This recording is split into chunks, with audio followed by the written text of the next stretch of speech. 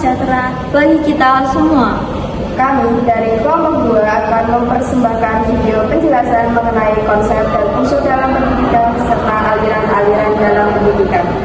Video ini dibuat untuk memenuhi tugas mata kuliah ilmu pendidikan yang diambil oleh Dr. Hukum dari Magister Pendidikan. Sebelum itu, ayo kita kenalan dulu.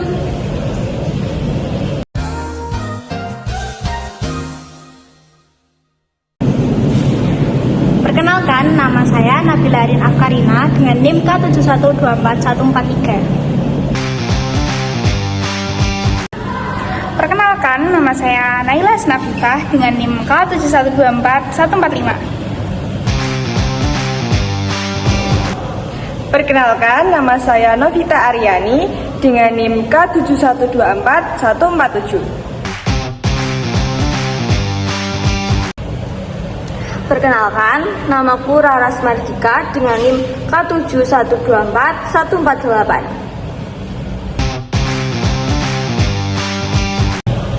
Perkenalkan, saya Taskia Meridela dengan NIM K7124152. Perkenalkan, nama saya Alifana Sumakarim dengan NIM K7124164. Halo.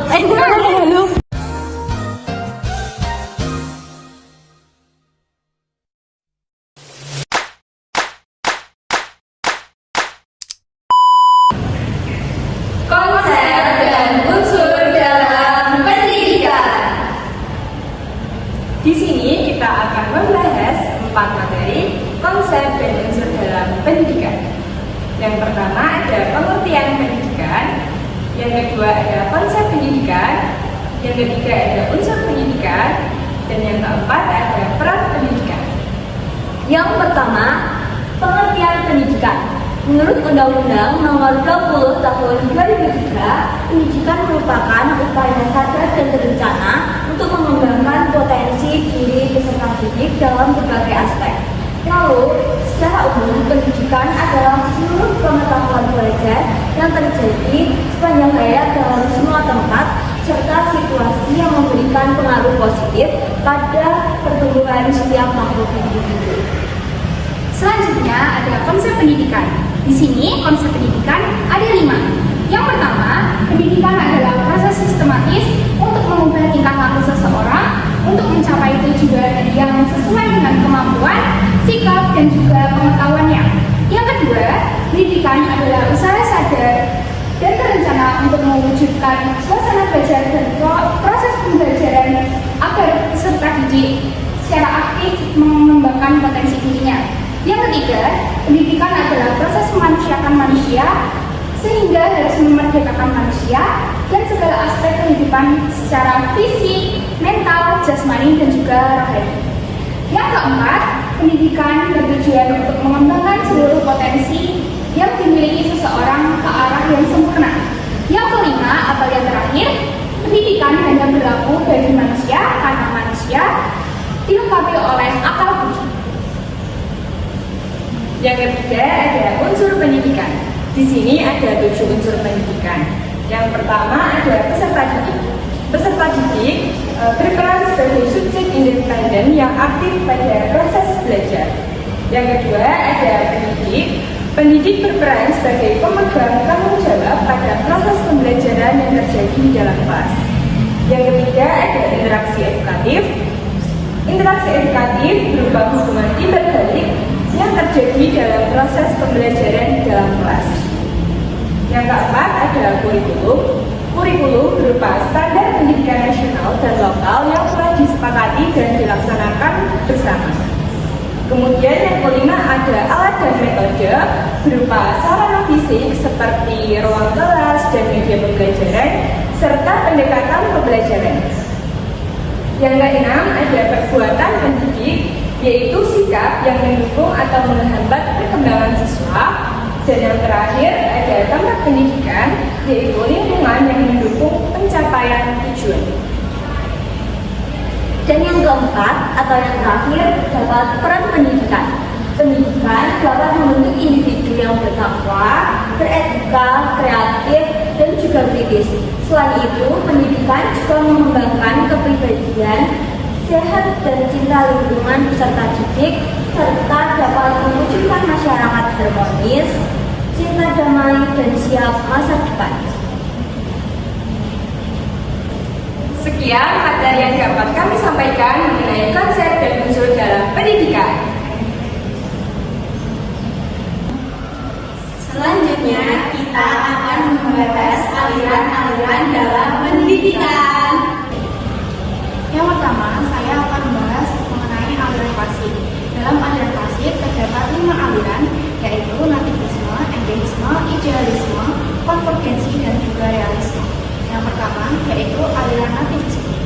Nativisme berasal dari kata natif yang berarti asli atau asal. Aliran ini berpendapat bahwa sejak kecil manusia telah dibekali oleh sifat-sifat atau dasar-dasar yang berasal dari pembawaan atau kebudayaan. Yang selanjutnya ada aliran empirisme. Aliran ini merupakan kebalikan dari aliran nativisme, di mana aliran empirisme berpendapat bahwa perkembangan manusia dari kecil hingga dewasa itu dipengaruhi oleh lingkungan. Selanjutnya ada aliran idealisme. Aliran idealisme menekankan pentingnya pemikiran atau ide dibandingkan dengan materi. Jadi aliran ini berpendapat bahwa realisme sejati itu terletak pada ide atau pemikiran dan bukan dari fisik. Selanjutnya yaitu aliran konvergensi. Aliran ini dimunculkan oleh ahli ilmu jiwa masa Jerman yaitu Wittgenstein. Dia mengatakan bahwa pembawaan dan lingkungan kedua-duanya menentukan perkembangan manusia. Perkembangan anak tergantung dari pembawaan dan lingkungan yang keduanya merupakan sebagaimana dua garis yang bersambung atau menuju pada satu titik yang disebut konvergensi. Selanjutnya yaitu aliran realisme. Dalam filsafat pendidikan, aliran realisme adalah pandangan bahwa dunia materi yang ada di luar kesadaran manusia adalah nyata dan penting untuk dipelajari. Dalam aliran ini, pendidikan bertujuan untuk membantu siswa menyesuaikan diri dengan kehidupan, bertanggung jawab secara sosial, dan hidup bahagia. Langsung ini ya. Yuk. Selanjutnya yaitu aliran modern. Yang pertama yaitu pragmatisme. Pragmatisme adalah aliran filsafat yang berpandangan bahwa kriteria kebenaran sesuatu ialah sesuatu itu memiliki kegunaan bagi kehidupan nyata. Oleh sebab itu, kebenaran sifatnya menjadi relatif, tidak mutlak. Suatu konsep atau peraturan sama sekali tidak memberikan kegunaan bagi sebagian masyarakat, tetapi terbukti berguna bagi mayoritas masyarakat. Tokoh aliran ini yaitu Charles.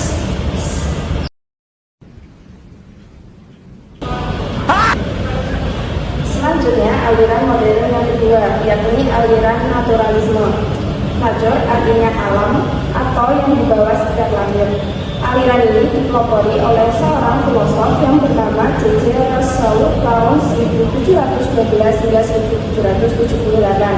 Naturalisme berpendapat bahwa semua anak yang baru lahir mempunyai pembawaan baik dan tidak satupun dengan pembawaan buruk. Pembawaan yang dibawa anak pada waktu lahir tidak akan berkembang dengan baik tanpa adanya lingkungan yang sesuai dengan pembawaan tersebut. Lalu berikutnya adalah aliran eksistensialisme. Aliran eksistensialisme merupakan filsafat yang secara khusus mendeskripsikan eksistensial dan pengalaman manusia dalam metodologi, fenomenologi atau cara manusia berada. Bagi eksistensialisme, individu bertanggung jawab atas kemauannya yang bebas tanpa memikirkan secara mendalam mana yang benar dan mana yang tidak benar.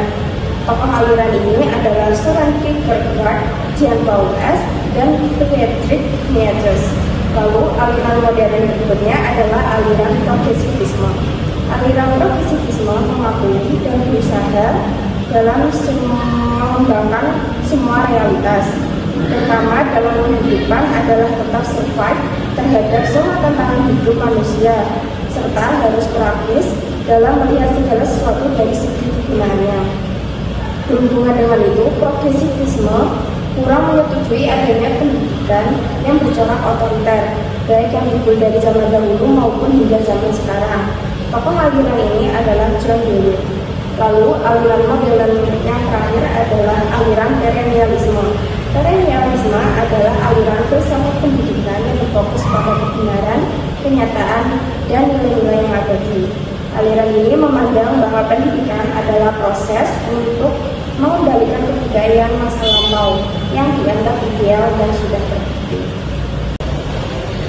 Sekian yang dapat kami sampaikan. Terima kasih sudah menonton dan semoga video ini dapat bermanfaat.